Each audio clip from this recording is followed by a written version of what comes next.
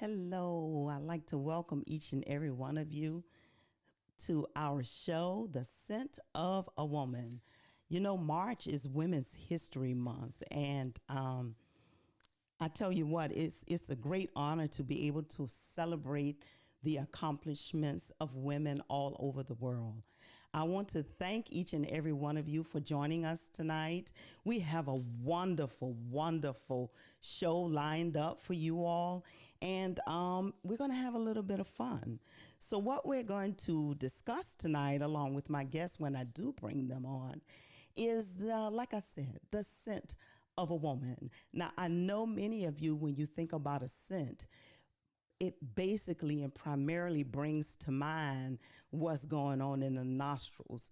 But I want to introduce you to a new concept tonight as it relates to the scent of the woman. And that is about her power, her aura, and everything that involves around her when she enters a room, when she knows without a shadow of a doubt that she is fearfully and wonderfully made. My two guests tonight, we're going to enter into that space. We're going to enter into that room. So I want to welcome each and every one of you tonight. We're going to talk about the many, many sacrifices, contributions, and excellencies of women in the marketplace and in the home place, both in American culture and around the world. But why women's history? Well, if you think about it, in our culture, we celebrate so many, many different things. We celebrate Native Americans, Asian Americans. We celebrate the many contributions of women, African Americans, in the Black community. We just celebrate so many, many, many, many things because for us, it's all about people in our society. Because without people and without the culture of a people, you can't really respect and appreciate all that involves their history and everything that concerns them that's important to them. So tonight we're going to talk about women. And we both know, all of us know, that basically in American culture that the accomplishments of women have often gone overlooked. But I want to say that the Women's History Museum helps us all to fulfill that void. The theme this year for Women's History Month is Valiant Women of the Vote, Refusing to be Silenced. This is really, really important because last year in 2020, as we all know, that just was a year that we all would like to take and erase a marker or something and strike it out or erase it. But last year was actually the 100th year when women have had the right to vote.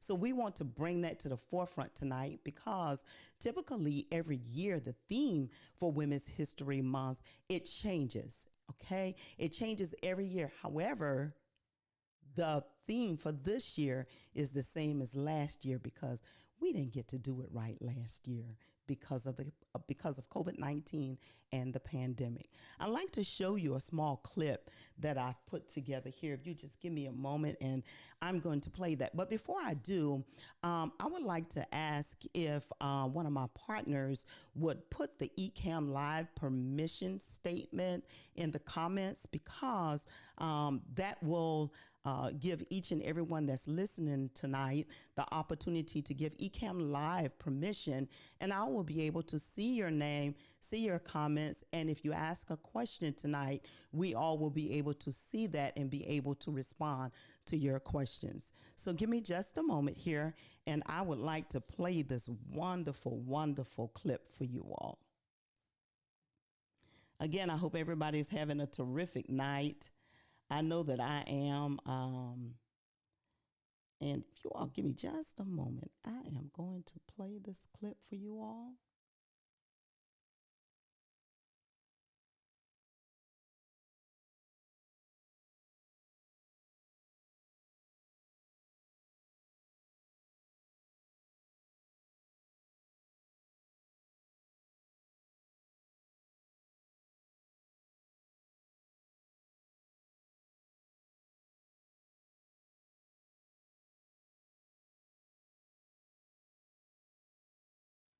All right. Thank you so much for bearing with me.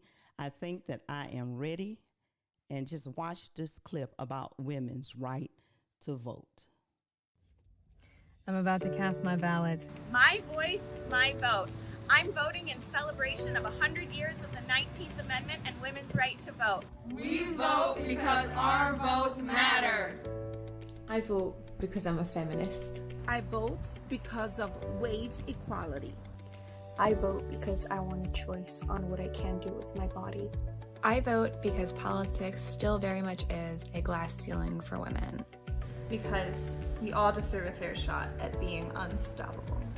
I vote because it's guaranteed under our Constitution. I vote because science is real and the facts matter. I vote because I care about my country, the United States of America. Because my voice matters. I vote because my ancestors fought, bled, and died for my right to vote. And I vote for all the women who still can't and all the women who couldn't.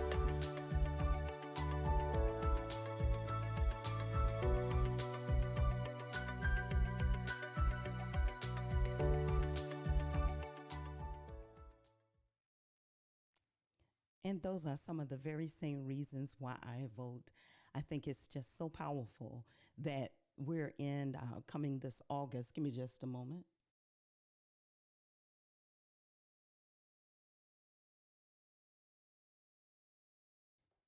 Sorry about that little interruption, but I'm grateful for the opportunity to vote for myself because of all the things that those women in that clip just made. Here's what W.E.B. Du Bois says. He says that there is no force equal to a woman determined to rise. That is a very, very powerful statement. There is no voice, there is no force equal to a woman that is determined to rise. It is particularly fitting for us to start this conversation off by celebrating women in history, in science, in technology, science, technology, government, politics. And there are so many names that we can remember. But I like to think about the subject of athletics. And we have the first two female referees in the NFL. And that is a huge difference. Can you imagine how many young girls, how many young women will be able to participate in athletics in that way as referees and crossing sexes and boundaries and those kind of things like that? It's absolutely phenomenal. I think about also aeronautics, women in aeronautics and women in education and finance and military service. But tonight, as we talk about women, I also would like to mention that we have with us a woman who is making her own strides. I'd like to introduce you to our first guest. And I'd like for you to remember to take the opportunity to post your comments, because I'm telling you, I have some women that's going to be here tonight that you're going to want to ask them a question. And let me tell you why. Are you ready?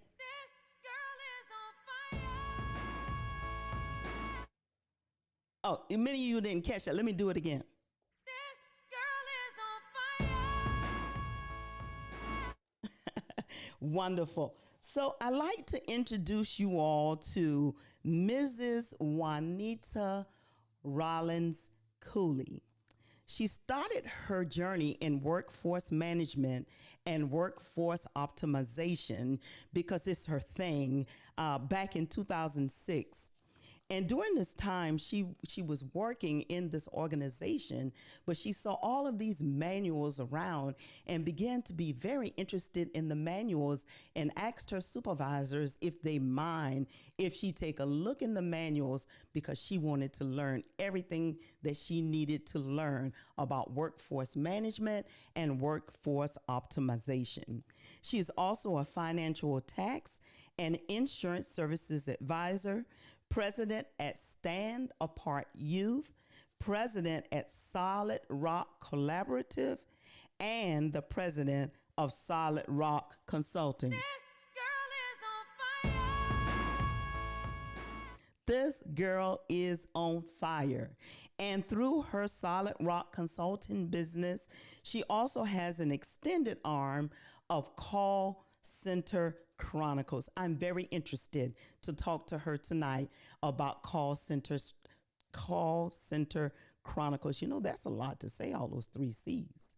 I don't know how she gets that out, but but you know what? I'm going to put her to the test when we bring her on. Please welcome Juanita Rollins Cooley. Now let me see how I bring you on. Oh boy. How do I do it? There you are. Are you there? Yep, I'm here. Can you hear me? I can hear you, but I want to see you on the screen. Let's do this. I think this is going to help make it happen. Bear with us, people. Oh, boy.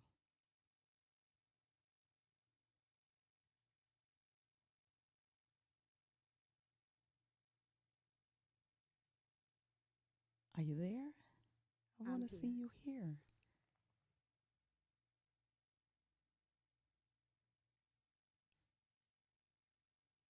Huh. Oh, maybe this is the reason why. There you are. I figured it out. Hello, Juanita. Thank you so much for joining me. I'm telling you, you are a woman full of so many gifts and so many talents. And I really wanted to take the opportunity tonight to thank you. Thank you so much for joining us. You know, I read in your bio that you are considered in your field the Zen Master. Let's talk a little bit about that. Well, that's what other people call me. I just, I'm just, you know, a girl that loves technology. I love the workings of, you know, contact centers and call centers, as most people call them. And, you know, I have spent my entire working career working in contact centers. And so I've learned quite a bit from how you stand up a call center to the technology that you need, even, you know, working with the agents and different things like that. So I love all things contact center.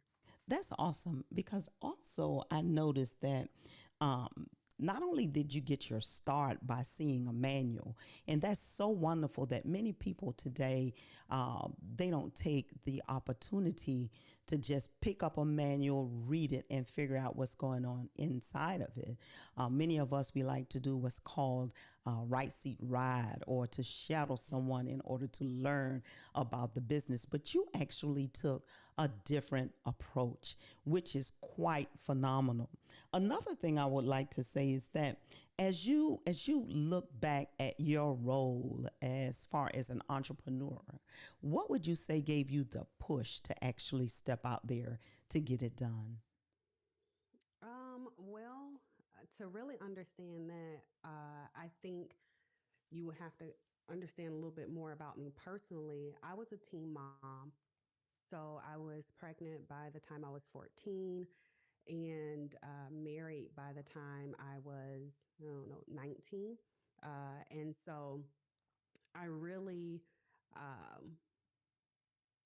don't think, you know, I had a push. It was more so what I needed to do. You know, I had one of those moms that was like, listen, you having babies, you grown, you know? Yeah. So, you know, while very still supportive, you know, I had to figure it out, which is very much so what my career has been like. You know, picking up the manual, seeing the blue pumpkin, and anybody in the contact center industry that understands the call center technology. I'm dating myself when I say blue pumpkin, because it's now Variant is the leader in this particular space. But I saw the manual laying around and was like, hey, I think, you know, this is something that's cool. I want to learn more about it. And so that's really how I got my start in call center. But by looking at how call centers operate, it really made me understand more about entrepreneurship and how Fortune 500s operate you know, how they move and how they build their businesses. And so that's how I really got interested in building businesses and the operations of it all. That's really quite interesting. You know, I am When I think about a call center, I think about people who call me and want to sell me something. Is that the same thing or is that something different? No, well, I mean, think about when you call, I mean, that could be one, right? You know, you have sales call centers where they're making outbound calls and they're calling you and they're wanting to sell you something, but you interact with call centers probably only on a daily basis when you're calling in to your bank and you're saying, hey, this transaction is not accurate, or you're calling to make a doctor's appointment. A lot of times, the person that you're talking to may not be the actual doctor's office. You may be talking to a third party answering service that's answering on behalf of the doctor's office. So you're talking to a contact center in that instance as well. So it's many instances where customers are engaging with call centers, and I think the more we understand about them, the better customer service that we can get and the more we can expect from them. That's awesome. And so part of what you do, I gather, is to train businesses on how to properly and effectively train their people to conduct, I guess, a high profile, high level call center. Right. So I teach contact centers, and I say contact centers because there's so many different channels in which you can reach a call center. Right. It's not just legacy call center where you would just reach a call center by phone. You can reach a call center by chat. You can reach a call center by email. A lot of times when you're emailing into customer support, that's someone in the contact center handling that interaction. And so it's so many different instances in how you reach out. And so I teach contact centers how to forecast that volume so that they make sure that they have the right amount of people in the right places with the right skills so that they can be able to handle customer interactions quickly, effectively, and efficiently so that you're getting a very good customer experience. Now, I can see that I'm already getting a feel, I could say that, about why they call you the Zen Master. you know and I see here also from your bio that you have used your talents and brought new efficiencies to quite a few household names. What are some of those? Right. Yeah. So I've worked in a lot of these Fortune 500 companies like United Healthcare, Liberty Medical, I love United Walgreens. Healthcare. Yeah, it's one of my favorites. And I've done work for a lot of Fortune 5 companies that you would know the names of, and some that you wouldn't know the names of because they're not Fortune 5. But a lot of big companies. When I as I'm sitting here having this discussion with you, and the show The Scent of a Woman, I would say that one of your scents is resilience. You shared a little bit about your backdrop and how you got started. And what I'm hearing from you is that you didn't necessarily need someone to hold your hand or to really just show you the ropes, that you just kind of put your nose around in some things to kind of make it happen. So, but I would like to ask you that when you think about, I would also consider you a very common woman. There's nothing really all that different about you based upon our American culture. But I can see that you're making some very uncommon strides. And through those strides, you are making some very good gains for you, for your life, for your family.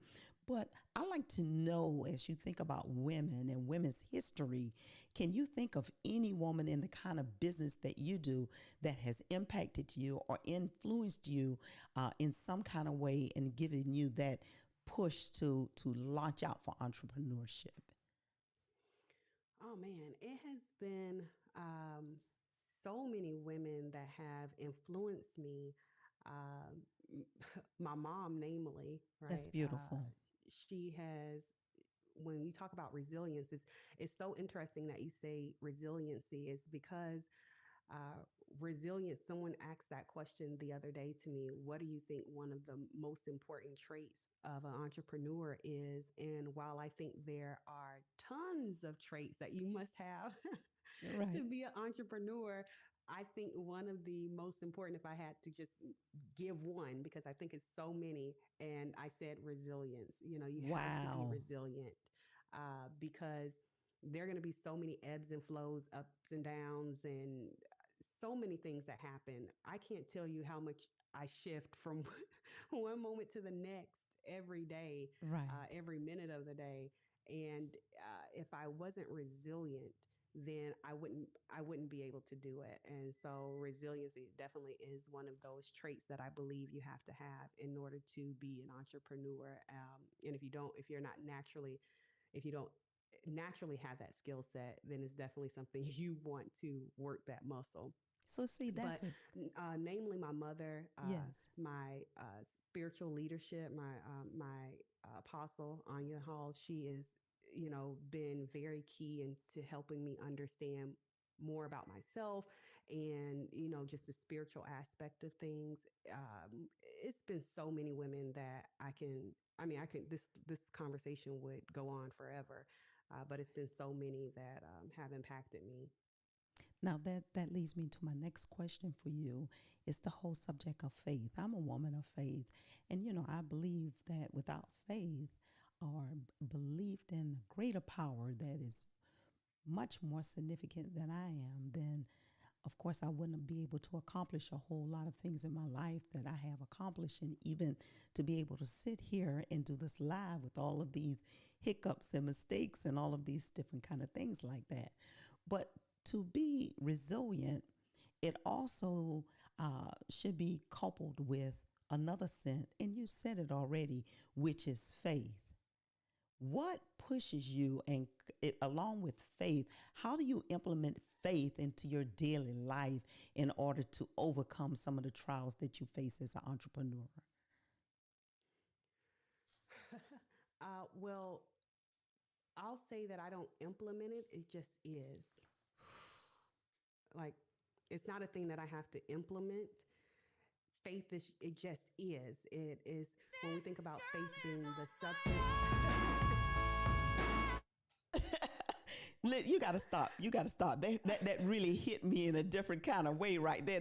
That took the nerves away. You have to say that again. So it's especially when you ask that question, how do I implement faith? For me, I don't implement it. It just is for me. It's not a negotiable. It just is. It is who I am. When we think about faith being the substance of things hoped for, I can't possibly do business. I can't be a wife. I can't be anything without faith, because Amen. Then my hope is diminished. And if I have no hope, then I can't get up to do another day. Life becomes unbearable, all of those different things. And so faith it just is. It's my hope. It's my core. So I wouldn't even know how to intelligently answer that question outside of saying it just is. And I think in our small segment just then, you have done this. The scent of a woman. Hey. The scent of a woman. I like that. Hey. Hey, come on. We're talking resilience and faith and power and belief. Those are all the things. And, a really good scent has some very good ingredients. And for those of us in the Christian community and women of faith, these are all the kind of things that make us stand up and believe that we can do all things through Christ who gives us the strength. Amen. Amen. All right, Miss Juanita, I'm going to bring you back in just a moment, but I'd like to bring on our next guest here in just a minute here. Let me see. Oh, how do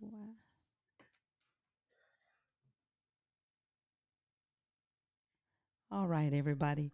Listen, I'm having fun, and I really appreciate all of you all for continuing to hang in here with us. But I have somebody else backstage, and I got to tell you about this lady. I feel that I really, really know her. I've never laid eyes on her physically before, but the pandemic has introduced so many people through live streaming and being online and not being able to physically go into some certain places and different things like that. But Mrs. Sylvia Nixon and I, we met through online community, this software that I'm using right now, through the Ecamm Live community. And so I like to say, for just a short plug here, Ecamm Live is wonderful, wonderful software. The community is fantastic. And this is how I met Sylvia Nixon, which is a testament for just how strong the community is. She is an author, a speaker, a workshop facilitator, discipleship trainer, and intercessor. Sylvia, I wanted to interview her as a common woman making uncommon gains because she's doing just that in business.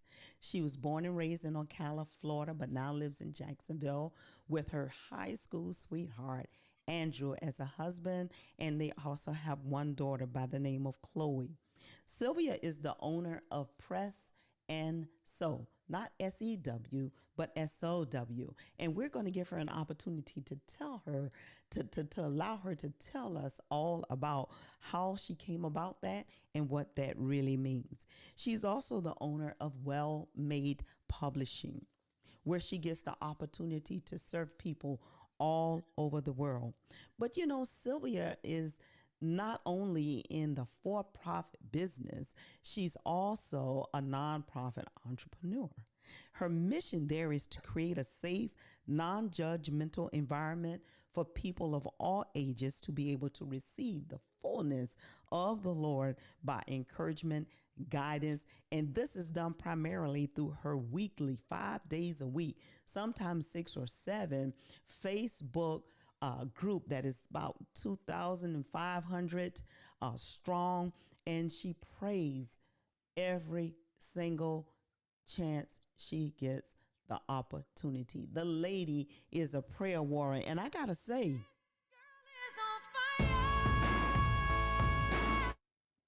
this girl is on fire for God. Amen. She's on fire. But she had a life-changing mission trip to Honduras. And I've been to Honduras before. And in 2016, she was able to minister to some families and women in prison. And this actually happened at a time in her life where she went in 2016 and she came out with that capital SEE. And it's what I call a significant emotional event that transformed her life for the good for the rest of her life. So Sylvia Nixon is an encourager. And I also like to say that one of her favorite business quotes is by John C. Maxwell. And it says, "Learn to say no to the good so that you can say yes to the great." Ladies and gentlemen, please bear with me for a moment as I bring on Miss Sylvia Nixon. Hello there, Sylvia. How are you? Hello, Pastor Felicia. Can you hear me good? I can hear you very, very well. How are you, my sister? I'm doing well. I'm doing so good. Anytime I can hang out with you, it is a full blessing. You mean full, like a full plate, something like that? It is full, a whole blessing. Yeah, because when we get together and talk, I was just talking with our first guest, Miss Juanita, and I tell you what, there's just so much strength and resilience.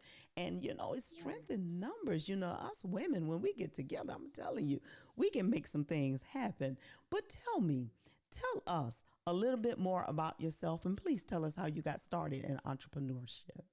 Wow. Well, first, I want to say thank you so much, Pastor Felicia, and the community, everyone that is logged on right now. Thank you for just this great opportunity. It is very humbling, and I'm grateful. So I've always, just growing up, I always dabbed into entrepreneurship, and I didn't even know what was going on. I was sold Mary Kay, all types of stuff. Yeah, and just didn't really know that was the niche that I was supposed to be in. And so my father and mother owned actually their own bar, and so that was when I was growing up. But I really didn't even understand this is where I would land in my life. And so My husband and I both worked in the corporate sector, and we both enjoyed it. We thought that this was something that we would do for really the rest of our lives, was to be connected to the great companies that we work for. And so, economy hit and things changed, and so we were both let go from our jobs, which we loved. And so, through that, we had to turn the table. Really, we had to pivot, and so we had to pivot based off of the need. And so, Yes. not knowing that God will use that to open the door in our lives, we just went with God. We went with what He wanted to do. And so, we started off Press and Sew, which Press and is a sew. custom.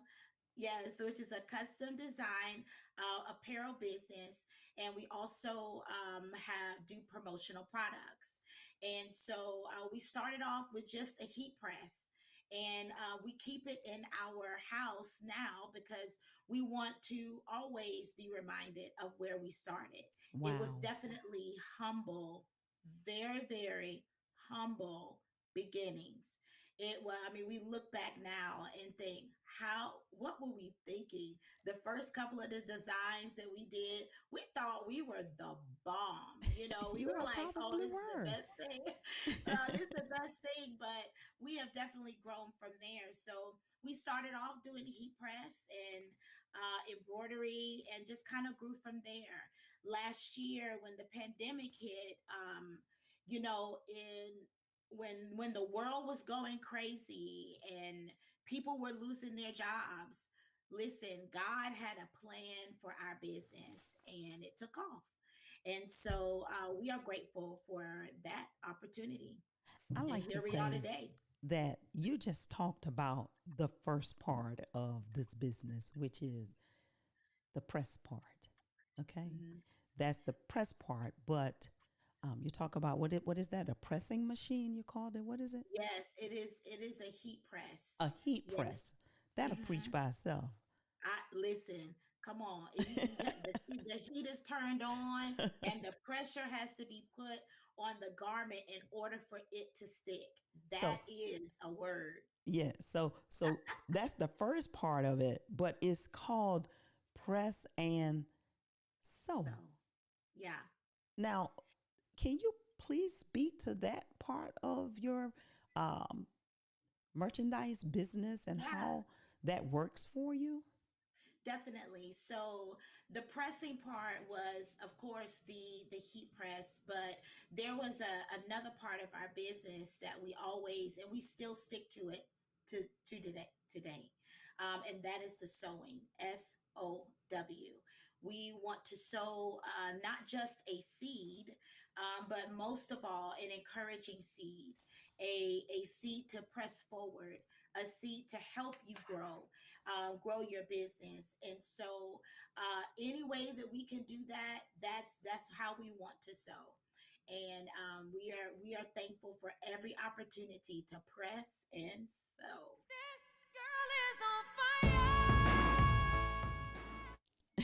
Absolutely.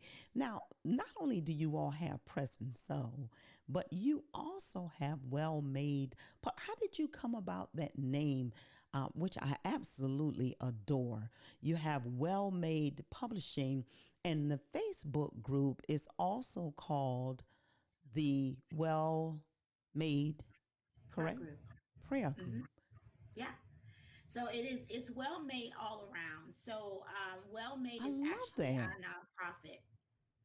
Well Made is the nonprofit. Is Well Made Incorporated, and Hmm. so it comes from this story about the woman at the well, the Samaritan woman. She didn't know that her encounter that day was going to change her life forever. And that is a scripture that the Lord laid upon my heart in really seeking Him about this nonprofit organization. And, her encounter left her whole, it left her complete, and it left her perfect in His Yes. eyesight. Yeah. Not perfect in other people's eyesight, perfect in his eyesight. And so our prayer, with everything well made, is that people will encounter Christ. So if they come to write a book with us, that they will still encounter Christ no matter where they are. If they come to the well prayer group, that they will encounter Christ no matter where they are. And so, the woman at the well, Jesus met her at her point of need. At her And point of need. that is where we believe that he meets us all, is at our point of need. And so that's where our ministry, that is the foundation of where it stands. I'm writing a couple of notes here because I want to get back to them in just a moment here.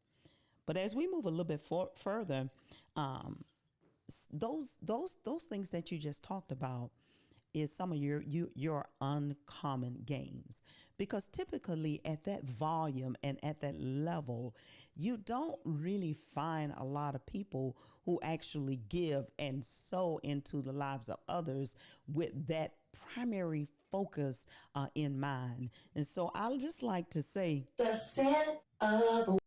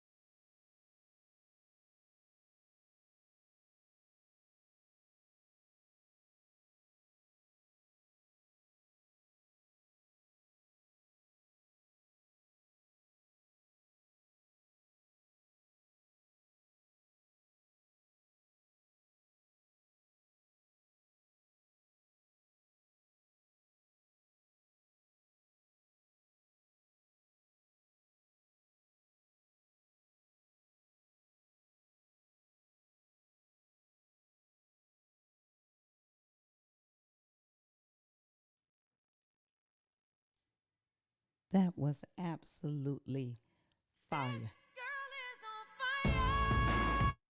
Now, what I'm going to do, because I can't really figure that out on my overlays, so I'm going to bring Juanita back to thank her for joining us, and then I'm going to bring Miss Sylvia back and ask her a couple of questions as well. Thank you guys so much. Hi there, Miss Juanita. What I wanted to ask to close us out, first I want to say thank you so much for joining me on this, my very first show. So thank you for being brave enough. There's another scent. Thank you for being brave enough to join me tonight. I absolutely appreciate it. When you think about your short wins and your uncommon gains, name a few of them. Your short wins in business. Some of my short wins. Well, first, I think the show is so. I make up words. So you ready for this one? I'm ready. Fantabulous. Say that again. Fantabulous. I think this show is fantabulous. This and, girl is on fire. Thank you so much for having me. I think that is definitely a conversation that needs to continue to happen. The Sin of a Woman, which is one of the reasons I even started Call Center Chronicles, is to talk more about women in technology and women in leadership roles. So I absolutely love and I'm honored that you would have me on. So thank you so much for having me on. Short wins. Some of those short wins were, starting the business, definitely going into corporate and landing corporate contracts for pretty much the Solid Rock Consulting. So for the contact center consulting firm, I wouldn't necessarily say it was a short win. This has definitely been a long journey having the 4 different businesses. So we have 2 for-profits and then 2 nonprofits. Oh, that's awesome. 501c3 nonprofits. And just structuring all of those and having employees that roll up to all of those different entities so that I don't have to do it all has been definitely a win for us in business. So just super excited about everything that we're doing at all of the different companies and the ability to be able to make an impact, not only just for our for-profits, but also with our nonprofits as well.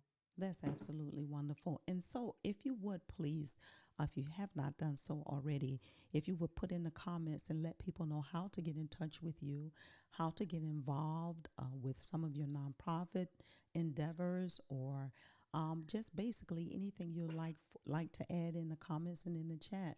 And ladies and gentlemen, I'd like for you to reach out to this phenomenal woman, this woman in business who we're covering this tonight.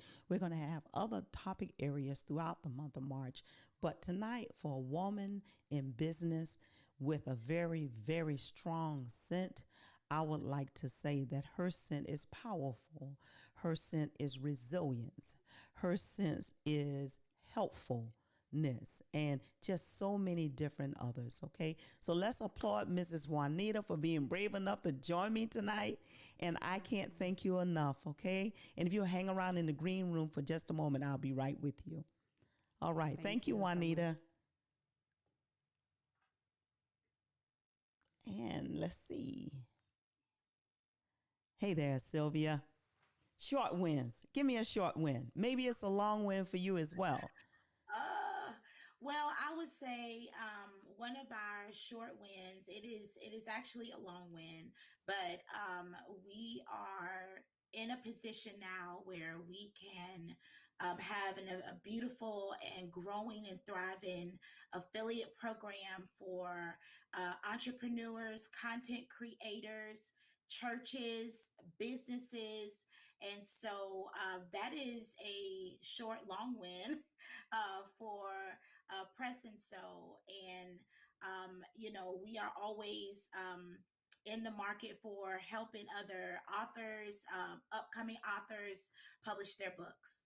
Okay, that's awesome. That's wonderful. While I have you on, I would like to just have a conversation for just a short moment on the scent of a woman.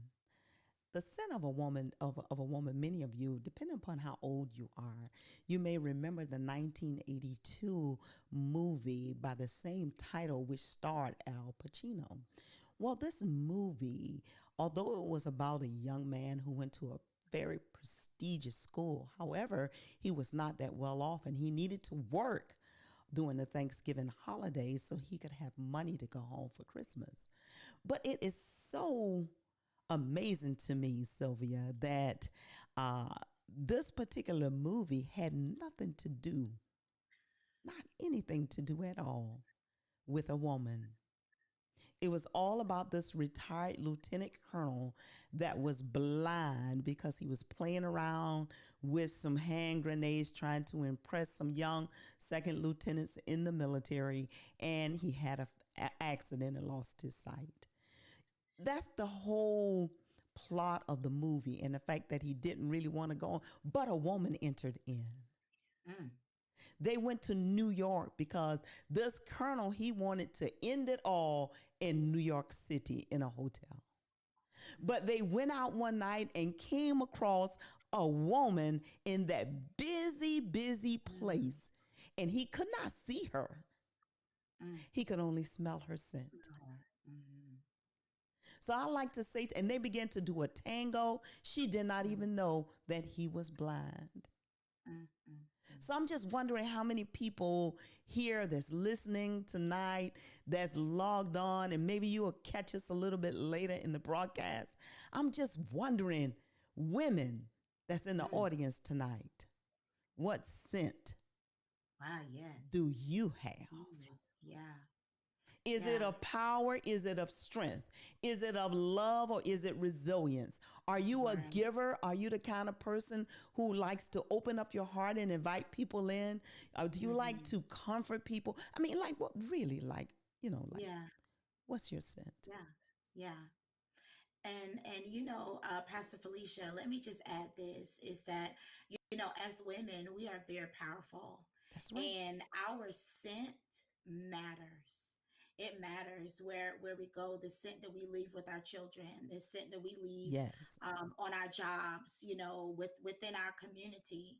And, you know, when life can throw a blow, you got to learn and you have to know how to still maintain your scent. That's very good. So it won't be tampered. So it won't be damaged by whatever that circumstance is. And, you know, hey, I would like to even, you know, as you have already encouraged the women that are listening, those that will watch the broadcast, those that will take a double dip, because it's okay. Take a double dip and be encouraged. Yes. But I would even like to say, don't allow anything to damage your scent. Amen. Because that scent, people will always remember who you are.